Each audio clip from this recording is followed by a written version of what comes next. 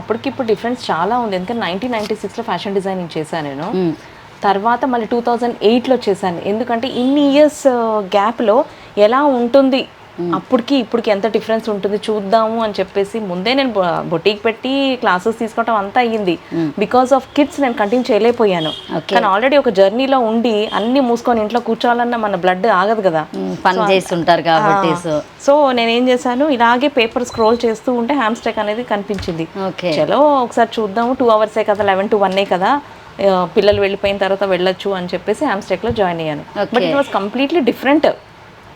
కానీ ఆల్రెడీ మనం పండిపోయి ఉన్నాం ఈ సబ్జెక్ట్లో. అది చెప్తుందంటే ఇలా ఇలా చూస్తున్నాను.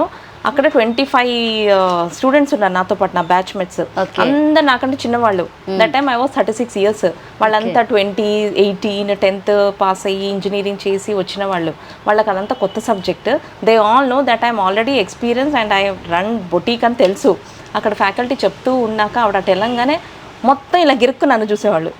అంటే ఏంటంటే నువ్వు చెప్పు, మేడం పక్కన పెట్టేసి మీతో చెప్పించుకునే వాళ్ళు, నాతో చెప్పాలి అనేది. బట్ డిఫరెంట్ అయితే ఉంది.